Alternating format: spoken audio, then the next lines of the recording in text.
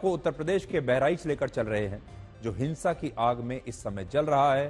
बहराइच के महसी में कल दुर्गा विसर्जन यात्रा निकल रही थी और जिस हरदी थाना क्षेत्र से ये यात्रा निकल रही थी वो एक मुस्लिम बहुल इलाका है। ऐसे आरोप हैं कि यात्रा में भड़काऊ गाने बजाए जा रहे थे, जिसके विरोध में इस यात्रा पर कुछ लोगों ने पत्थरबाजी शुरू कर दी। पत्थरबाजी के बाद ये जो बवाल है ये पूरा बढ़ गया और उपद्रवी राम गोपाल मिश्रा नाम के 22 साल के एक लड़के को अपने साथ खींचकर ले गए और बाद में इस 22 साल के लड़के को गोली मार दी। इस हत्या के बाद ये संघर्ष और बढ़ा और गुस्से में आए लोगों ने वहां पर आगजनी शुरू कर दी। वहां पर जो दुकानें थीं, शोरूम थे, उनमें आग लगा दी, अस्पताल में आग लगा दी, कई गाड़ियों को भी आग लगाकर राख कर दिया।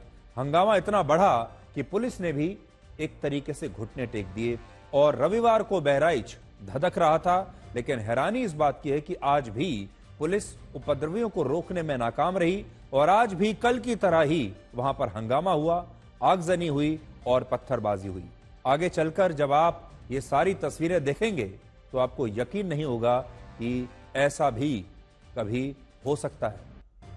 इस पूरे हंगामे को रोका जा सकता था अगर पुलिस ने थोड़ी मुस्तैदी दिखाई होती, क्योंकि पुलिस ये जानती थी कि ये यात्रा किस रास्ते से गुजरेगी। फिर भी वहां पर सुरक्षा के पूरे इंतजाम नहीं किए गए और कायदे से ये प्रशासन की जिम्मेदारी थी कि अगर आपत्तिजनक गाना इस यात्रा में बज रहा है तो वो उसे भी बंद कराती। लेकिन दूसरी बात यह भी है कि आपत्तिजनक गाने के विरोध में कोई पत्थरबाजी नहीं कर सकता, कोई किसी का कत्ल नहीं कर सकता, किसी की जान नहीं ली जा सकती।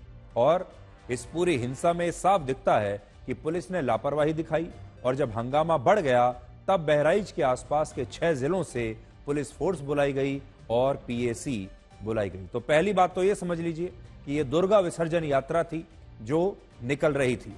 अब ये कहां से निकल रही थी? ये एक मुस्लिम बहुल इलाके से गुजर रही थी और इस पर पथराव शुरू हो गया। आरोप यह भी है कि इस यात्रा के दौरान कुछ आपत्तिजनक गाने बजाए जा रहे थे, जिससे कि दूसरे धर्म के लोग जो हैं उन्हें आपत्ति हो सकती थी और उन्हें हुई भी।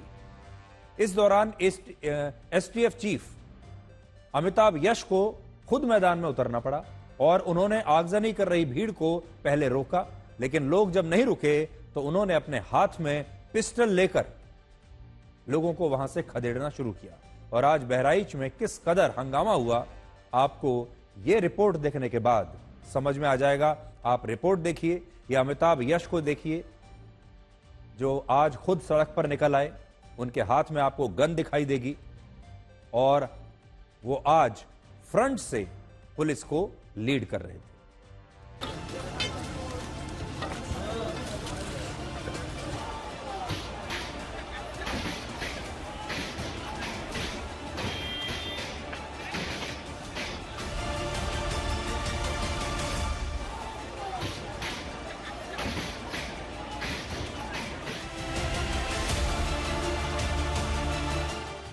एक्सक्लूसिव तस्वीर आप देख सकते हैं कि किस तरीके से एजेंसी यहाँ थी हीरो होंडा की और उसमें गाड़ियाँ खड़ी थी तो उन्हीं को पूरी तरीके से जला दिया गया है, यानी कि आगजनी की गई है। और ये पूरी एजेंसी के अंदर और भी गाड़ियाँ मौजूद है जहाँ से धुआं निकल रहा है। यहाँ पर पूरी तरीके से इसको आग के हवाले कर दिया गया है और कहीं ना कहीं ये इसके पास में एक हॉस्पिटल था, उस हॉस्पिटल में भी आग लगा दी गई है और पूरी तरीके से तोड़फोड़ की गई। हम तस्वीरों में आपको दिखाते हैं, आपको हम दिखाते हैं, ये देखिए सीट पूरी जला दी गई है यहाँ पर और अंदर देखिए किस तरीके के हालात हैं। यहाँ पर पूरी तरीके से जो तोड़फोड़ की गई उसके बाद इसमें आगजनी कर दी गई, यानी हिंसा पूरी तरीके से उबाल पर है और कहीं ना कहीं लोग जो है वो समझाने पर भी नहीं आ रहे हैं। और ये ऑपरेशन थिएटर था, उस ऑपरेशन थिएटर में पूरी तरीके से तोड़फोड़ कर दी गई अंदर घुस के और कहीं ना कहीं ये सभी आग लगा दी गई पूरे हॉस्पिटल को। अगर तस्वीरों में देख पा रहे हो तो वहां से धुआं लग रहा, सामने एक जो दुकान थी उसको आग के हवाले कर दिया गया। हम एक्सक्लूसिव तस्वीर दिखा रहे हैं आपको आज तक पर। लोग यहां से छोड़कर भाग गए, यानी कि चले गए हैं, क्योंकि जिस तरीके से आग लगाई गई। आप एक्सक्लूसिव तस्वीरें देखिए आज तक पर कि ये पूरे जो बाहर दुकानें थी उनको जला दिया गया है और अंदर जो घर थे उसको भी पूरी तरीके से जला दिया गया है। यानी जो स्थिति है यहाँ पर पुलिस हूटर बचा के कंट्रोल करने की कोशिश कर रही है। यहाँ पर जो हालात हैं घर के अंदर के वो इस तरीके से हैं कि यहाँ पर आग लगी हुई है। ये देखिए आप घर के अंदर के हालात देखिए कि किस तरीके से पूरा घर जल रहा है। और ये बहराइच का ही कबाड़ी टोला का ये घर है, यहाँ से लोग भाग गए हैं, लेकिन ये घर देखिए किस तरीके से। एक्सक्लूसिव आज तक पर तस्वीरें देखिए आप कि किस तरीके से ये जल रहा है घर।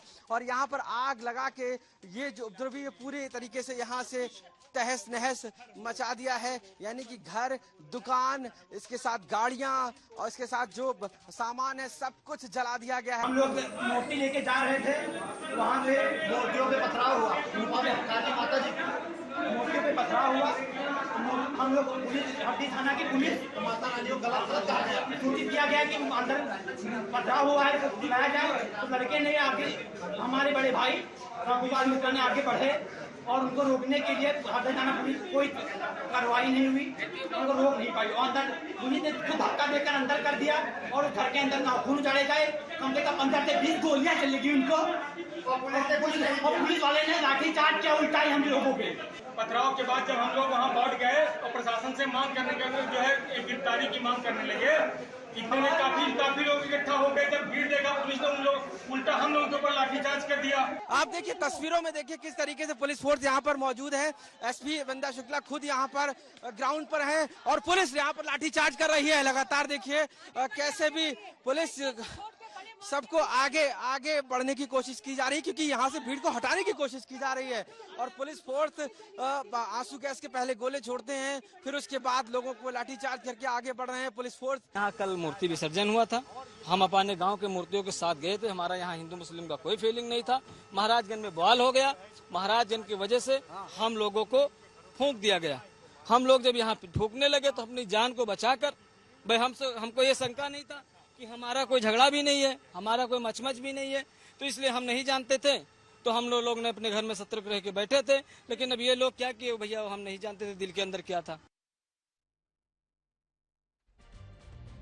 तो अब देखिए बड़ी संख्या में जब आप खबरें देखेंगे तो आपको ये कई बार शब्द सुनने को मिलेगा कि ये एक मुस्लिम इलाका है और इस इलाके से एक हिंदुओं की शोभा यात्रा जा रही थी, जिसकी वजह से धार्मिक जो भावनाएं हैं वो भड़क गई और फिर वहां पर सांप्रदायिक हिंसा हो गई।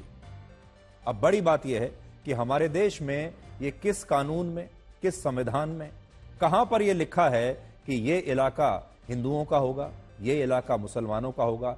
इसके अलावा कभी आपने सुना है कि ये इलाका सिखों का होगा, ईसाई का होगा, पारसियों का होगा? और अगर ये सारे इलाके ऐसे ही बट गए कि ये इलाका हिंदुओं का है तो यहां मुसलमान नहीं जा सकते, ये मुसलमानों का है तो यहां से हिंदुओं की शोभा यात्रा नहीं निकल सकती, तो ऐसे में हमारा देश कितने सारे इलाकों में बट जाएगा। ये जो इलाकों का बंटवारा है, जो लोगों ने खुद से अपनी मर्जी से कर लिया है, और न जाने कहां से ये कानून आ गए हैं कि अब इन इलाकों से कौन सी शोभा यात्राएं गुजरेंगी, कौन सी नहीं गुजरेंगी, ये उस इलाके के लोग तय करेंगे। ये सबसे बड़ी चुनौती बनता जा रहा है पूरे भारत के लिए। अब कहा जा रहा है कि पथराव करने वाले जो घर थे, जहां से जिन घरों से पत्थर फेंके जा रहे थे इस शोभा यात्रा पर, उन घरों की पहचान कर ली गई है, उन लोगों की भी पहचान कर ली गई है। यानी राम गोपाल मिश्रा को जिन लोगों ने मारा उनकी भी पहचान हो गई है। और जो आरोपी हैं, कौन है आरोपी? सलमान नाम के शख्स को मुख्य आरोपी बताया जा रहा है। सलमान के अलावा अब्दुल हमीद, सरफराज, फहीम, साहिर खान, ननकऊ और मारफ अली नाम के ये लोग हैं जिन पर मुकदमा दर्ज किया गया है, जिन्हें आरोपी बनाया गया है। कुल मिलाकर 10 लोगों के खिलाफ एफआईआर दर्ज हुई है और पुलिस ने 30 लोगों को हिरासत में लिया है और बाकी के दंगाइयों की पहचान इस समय पुलिस कर रही है। उनकी पहचान भी बहुत जल्द हो जाएगी। लेकिन बड़ा सवाल यह है कि 22 साल के इस राम गोपाल मिश्रा जो लड़का था, इसकी हत्या हुई, बेरहमी से इसे मार दिया गया। क्यों मार दिया गया? क्या इस 22 साल के लड़के को जिंदा रहने का अधिकार नहीं था? क्या भारत का संविधान इस पर लागू नहीं होता? क्या हमारे देश की कानून व्यवस्था इस 22 साल के लड़के पर लागू नहीं होती थी? आज ये कुछ प्रश्न है। नवाबगंज क्षेत्र में आगजनी हुई है, वहाँ फायर ब्रिगेड्स पहुंच गए हैं, उस पर तत्काल काबू पा लिया जाएगा। अभी तक मैम गिरफ्तारी कितने लोगों की हुई है, हिरासत कितने लोगों की? 30 लोग 30 लोगों की गिरफ्तारी हुई है। क्या ड्रोन से और नेट भी बंद किया गया है मैम? जी ड्रोन से चेकिंग की जा रही है। और नेट से बंद किया गया? नेट सर्विसेज अभी धीरे धीरे सस्पेंड हो रही है। चलिए, उपद्रवियों ने बहराइच में किस तरह का हंगामा किया है, तो उसका अंदाजा आप इस बात से लगा सकते हैं कि बहराइच में बड़ी संख्या में अब बड़े बड़े सरकारी अधिकारियों और पुलिस अधिकारियों की तैनाती कर दी गई है। हिंसा दोबारा से ना हो जाए और वहां पर शांति किसी तरह बनी रहे, इसके लिए एसपी और एएसपी रैंक के 4 अफसरों की तैनाती की गई है।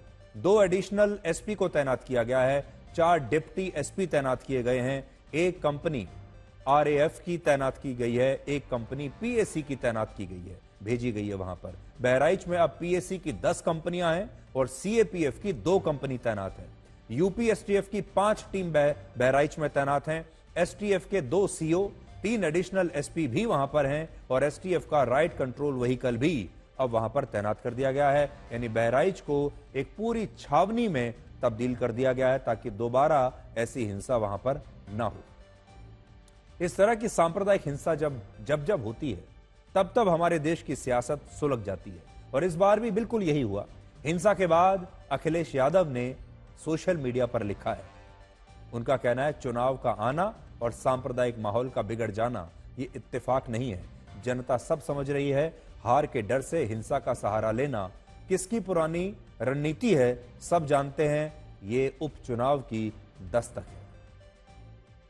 आपको यह भी बताएं कि उत्तर प्रदेश में 10 सीटों पर उपचुनाव होने वाले हैं और अखिलेश यादव का यह ट्वीट उसी चुनाव की तरफ इशारा कर रहा है। हिंसा के बाद कांग्रेस और समाजवादी पार्टी योगी आदित्यनाथ की सरकार पर लगातार हमला बोल रहे हैं और बीजेपी कह रही है कि इस मामले में राजनीति नहीं होनी चाहिए।